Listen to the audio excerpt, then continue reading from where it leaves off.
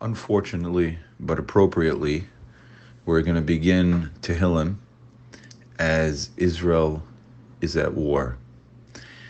And the reason I say appropriately is because Rabbi Schultz, my Rebbe, that this whole project is based after, was a big believer in Achdus. We could tear the building down, but if we were making trouble together, he would specifically make a point of letting us know that there's nothing he could do to us. He can't punish Achdus. One time he came in the dorm, we were cutting class, and he sits down, he pulls up a chair.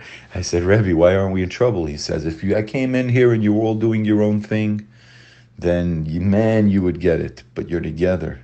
So how can I fight Achdus? It was a big thing, very important that he ingrained into us. We know that there is problems politically in Israel. I've never seen anything like it. And now we have war. I am not blaming anybody. I'm not here to try to upset anybody. I am just telling you my humble position, which I have a right to, and you have a right to disagree with. And that is that at this point, there is issues from within, and all of a sudden we have the biggest attack possibly Israel's ever seen in over 50 years, maybe since the creation of the state. And it's following a long stretch of disharmony within the country, even to a small amount. You speak to the average Israeli, they will tell you it's all the media as usual, and the political arguments and fights and the demonstrations on the streets are nowhere near as bad as it seems, but it's still not something Hashem could be looking down on and be very happy about. We have to learn to be mavater, to let go, to forgive. But the point is, what a time to learn Tehillim. Tehillim being mostly written by David HaMelech and all about his trials and tribulations. He gives us the key. He tells us how to pray, how to cry, how to open the gates, how to be heard by Hashem. And our goal in this project, ironically, is to try to understand how this specific tzaddik thinks and how to learn his words. I just want to take a moment to say that I thought about it over Yontiv, and I decided we're not going to be in a rush. Whatever we accomplish is great, but I think a kapitel a day is too much. At the end of the kapitel, maybe we can go over what it was about, but if we're really going to learn the words and really get into it, I think it might be more appropriate just to learn one or two psukim at a time. So I'm going to start with the first pasuk.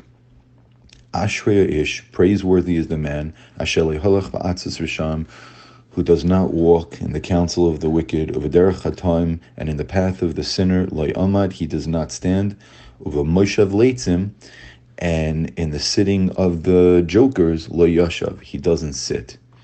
Now, this is a very good time to point something out. There are words that we take to mean a certain way, like a mitzvah, do a good deed. But what does mitzvah mean? It means to command, a commandment. And over here we have the very first word in Tehillim, ashrei, happy. We all think of ashrei, happy. It's related to happy. But why is it related to happy? Ashrei is praiseworthy.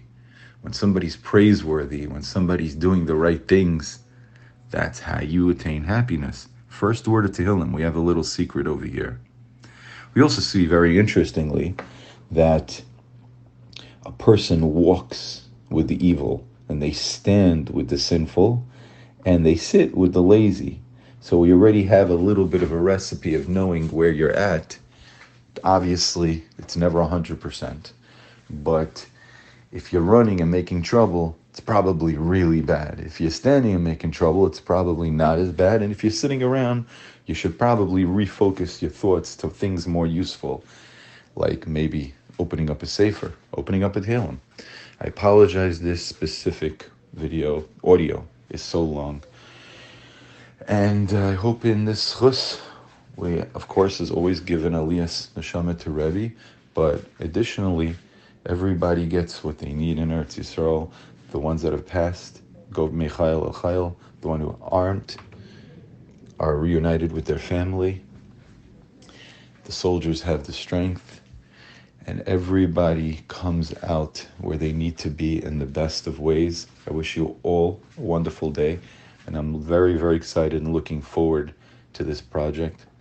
As Rebbe said, as always, bracha v'atzlacha, blessings and success.